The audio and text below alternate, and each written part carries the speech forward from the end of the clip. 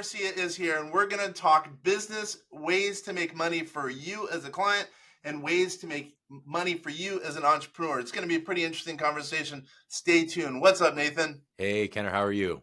I'm living the dream. I'm glad we're here because you and I have very similar viewpoints of how kind of old school technology type companies now need to adopt the new technology type of world, and then who knows, maybe even make more money for their clients and also them as entrepreneurs. So this is going to be good. We're going to hang out for 15, 20 minutes. We're going to add some value. You ready to go? Absolutely. Yeah, let's do it.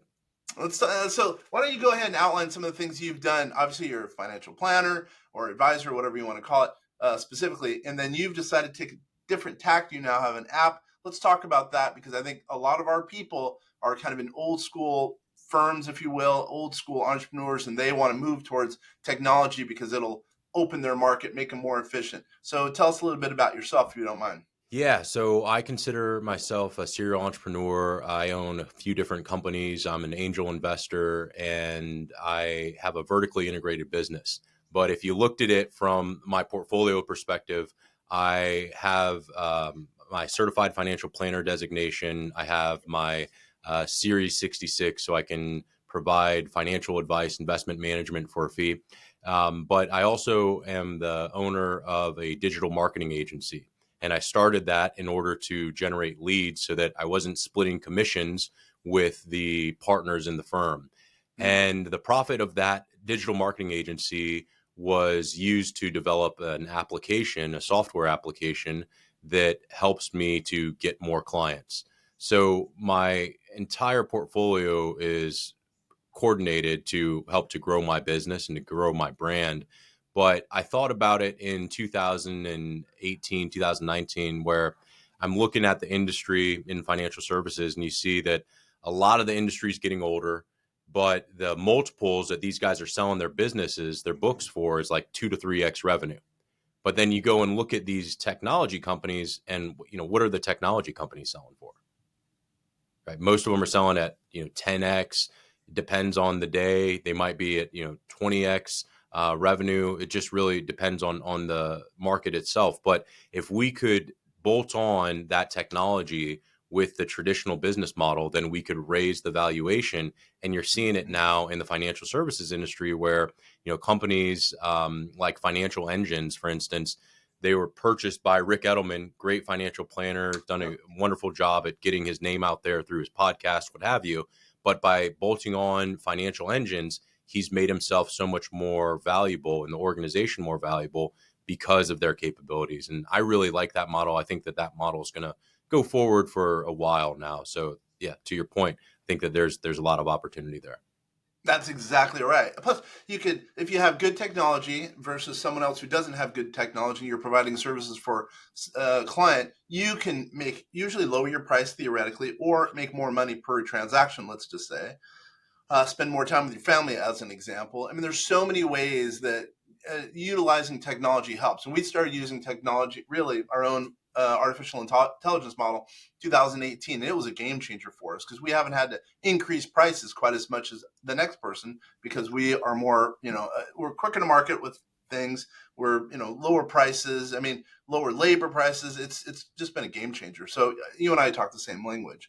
Absolutely. So, and I think especially we have a bunch of people who are real estate investors or real estate agents, and they're way old school. Generally speaking, if they can utilize some of the technology, kind of like what you and I are talking about, I think it'll help them make a lot of money. So this is a narrow market we might be talking to. Sure. But it's a market that could be very happy if they adopt some of the technology we're talking about. So I know you have an app. Let's talk about that, how you've decided to kind of go to that app. I think that's pretty cool and utilize that for your business. Why don't you go ahead and mention a little bit about that? Yeah, so I'm the owner of, or the founder of a app. It's called Pocket Plan, and what we've done is we've helped people create better financial decisions. We do that by giving them a real-time personal financial model that they can use with multiple advisors. So as a business owner, you might have a partner in the company. You may have a partner in your family that needs to share financial information with, but then you're going to be getting advice from multiple advisors. It could be your banker, your CPA, your life insurance advisor, your investment advisor, and each of those advisors works on a different business model. So their incentive is different. The CPA's incentive is different than the banker's incentive, right? The banker wants you to take out a bunch of debt. The CPA is telling you to do the most tax efficient strategy this year to lower your taxes. And so as the entrepreneur, you're responsible for making the best decision to reach your financial goals, but you have to interpret and digest what those different strategies are and what they mean for you. And Right. so we started this company as a result of having the conversation. I went through the experience with one of my clients. He sold a portion of his software business in Alexandria, Virginia, to a venture capital firm, and sorry, a PE firm. And we were sitting around the table. He had a foundation that his wife ran. He had his CPA there. We were running his investments, and I was a financial planner. And then we had a life insurance guy there as well. And so everybody's telling him, do this, do that. And I ended up making about 300 different financial plans for him.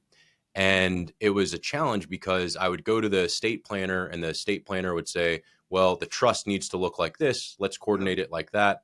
And then the CPA would come back and say, no, do this. And so we ended up with all these financial plans. It was really confusing for the client and it was cumbersome for the entire group because there's not a common platform that we could all collaborate on and use to show our client like it's a recipe, but everybody's going to bring their distinct ingredient to bring out the flavor.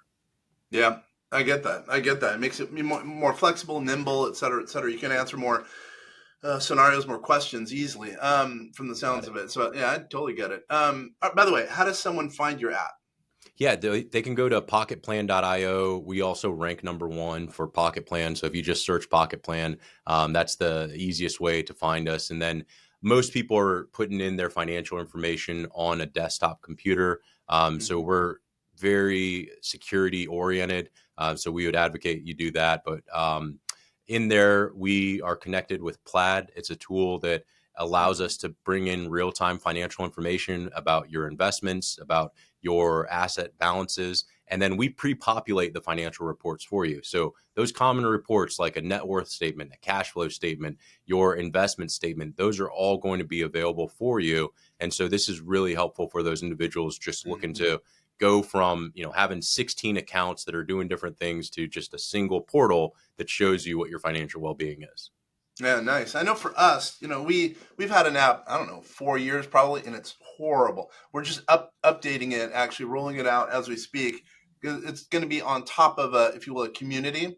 And I Yep. can tell you, I know for us, it's helped us because now we can communicate, we can engage with clients a lot more so. Plus, it's easier for the client to get a hold of us because they're on their phone. They want to see an app, quickly get in touch with us. So let's talk about from the business perspective. Yeah. So, how much of your business is now coming from the app, as an example, or maybe revenue? Don't give us exact numbers, obviously. Yeah. So You know what I mean? the business itself is funded by myself and a close group of friends. We've put in, I want to say, so I raised about 160. I put in about 300 myself. Mm, And I am a non-technical person running a tech company. And so you can mm, imagine the pain and the experience that's come with that. But it's been very helpful because I find that you learn the best lessons through your mistakes. And mm, so as that's gone forward, what we've done is we've created a more secure app. We're compliant with a lot of regulations that allow us to serve a bigger audience. But about 15% of my revenue comes from the app itself. About 35% of my revenue comes from my marketing agency. And then mm. the other 50% comes from the assets that I manage. I work with a lot of business owners, a lot of people who are retiring and need help with structuring an income from their investments. Yep, I understand. So, this is a weird question. What percent, I know this is a hard question, what percentage of your um, income is now, no, how much has your business increased because of the app? Don't give me the exact amount, but you know what I mean? Yeah. Maybe So for over our the business past people, I'm just wondering. few years, it's gone up about 20%, 20 to 25%. And I recognize that when I have conversations with other advisors, they say, well, why wouldn't you just go run more seminars? Why wouldn't you do podcasts? Why don't you get on Fox, whatever? And my response has been that there's not as much leverage with those channels because they're more saturated. Whereas when you have a technology product, I'm not limited to the United States. We have versions of this Yeah. product that are being developed for England, for Canada, for Australia. Now I can serve the big five. So we're literally building a global business, from that side. And so while the growth is modest, especially if you did it on real terms with inflation, what it's done is it's given me that platform or that investment where, God willing, in 30 years, I'll still have it and it'll still be able to serve a lot of people with helping them with a major decision. Yeah, plus it's helped you for marketing because I don't think that many people have apps in that business, in your business. So I think it makes you look different. You're unique, and I would Completely. think it helps with the younger people, Yes. getting some of the younger marketplace. Plus, if you're I don't know your pricing strategy, but let's say I'm totally making it up. Let's say it's whatever 99 cents a month, whatever. It's Yeah. ongoing revenue. You know what I mean? Yeah. And Exactly. plus you're now available in the app store or whatever the case is, and people are going to find you where maybe they wouldn't if you were just doing a seminar for 12 people. Well, and this from the tax planning standpoint is that the long-term capital gains are more advantageous than the short-term or earned income rates that you have. And so, when you think about it from a business perspective, being able to raise capital or to sell stock and to benefit from those RSUs or from the ability to leverage those long-term capital gains, that's really important in this environment. And so Mm-hmm. that has been one of my approaches is that I want to make sure that my family is taken care of from a financial perspective and that I'm not growing this business to take care of the government so that we Mm-hmm. can do all these things that I may not agree with. Yeah. So, look at it just from your earning and taxability standpoint as well. Is that, you know, you're in Washington, right? Yeah. Washington State. Yeah. Yep. So, when you look at the all in rate, from a marginal perspective, you might be closer to that 47%. Even from an Mm-hmm. effective rate, you're probably still at 35, somewhere around that. So, I look at it from the standpoint of I don't want to work until May or June every year for the government, right? I want to start working for myself. It would be great if it was sometime in March. That's the objective The where sooner we the are better. right Yeah. now. Totally. I like it. Yeah, I like that. So, by the way, we're talking the vast voice telling business secrets to entrepreneurs. My name is Kenneth French. We're hanging out with Nathan Garcia. Yeah. All right. Okay, let's talk about the financial advisory world and what you're doing there because it sounds like it's pretty unique. Give us a little bit of a tidbit as to what you're doing in that world. Yeah, so a lot of our focus is on shifting the income from that earned income bracket into that long term capital gains bracket. And for business owners in particular, it comes down to the structure of their company, how they are structuring their income. Is it earned income or is it investment income? Do they have things set up in a manner where they can set up multiple LLCs to benefit from some of those services that they may be providing, but could also be provided in a second business or a third business. Like if you own a building, for instance, but that building is owned by your separate LLC, and you're renting from that LLC, there's a lot of benefits to that, right? Yep. So, we come in and we look at their operating agreement, we look at their ownership structure, and then we start to build different incentive structures within their team. I'm a big proponent in that your company is not an asset until you can leave from it. Right. And Yep. so, I love this book. You may have read it by Vern Harnish, Scaling Up. Right. Like Hmm. I look at the companies in the way that I want to have the systems in place that if I leave, if I want to run my business off of my phone because I'm in Orlando or Miami or Austin, like it's not going to impact how much money I make. Right. And so the way that you do that is by structuring your business intentionally and then taking advantage of these tax opportunities that you have. Right. So, having different structures in place, making sure that the ownership is correct, you're protected from a legal standpoint, from a liability perspective. If you pass, we want to make sure that those assets are fully liquidated and passed on to your family. Yeah, you're talking our language again. Before we talk, technology. Now we're talking estate planning, asset protection, kind of ongoing income or passive income. Really is what it would be. I totally believe in everything you said. I mean, I think in some cases people don't look at their structure like they should, and we as tax people, we really do pay attention to your structure. And the same thing on the asset protection side. If you want to have a good moat around your business, around your assets, you got to make sure your structure's correct. That's good news that you do that, because I think a lot of financial people, investment people, do not do that, and they put their clients in risk. How many times have you heard about some working for whatever 30 years on their business or their real estate holdings, and then to lose it because of a lawsuit, or they haven't structured it correctly, or they're working at Walmart. No offense against Walmart workers, but because they have to be involved in the business, and then when they sell it, they still need some income because they didn't structure it correctly as far as their business for providing income down the road. Absolutely. Yeah. I want to position the entrepreneur so that they can work because they want to and not because they have to. And I want to give them clarity of what that off ramp looks like, right? Because, ideally you continue to work as long as you want, but you need to have things in place to make sure that that's the reality, that you can make that a reality. Yeah, I dig it. I dig everything you said. All right, once again, because we're getting ready what's one thing we've not talked about that you think can add value either to an entrepreneur or, I don't know, a retiree or someone who wants to retire? Just one little tidbit that we're going to use as a sound bite to add some value to them. I would say, start to get around some of the younger generation. And I've just been impressed with the people in their 20s and kind of their outlook on things, because there's such a big cohort, but they have different beliefs. And, we've adopted our success through our vantage of life, but we also have to be amiable to those other perspectives and just understand, the business models that they're more open to, right? It's like your parents might have thought an Airbnb was crazy because of, what that whole concept was. And then the reality is that's opened up $1 trillion market.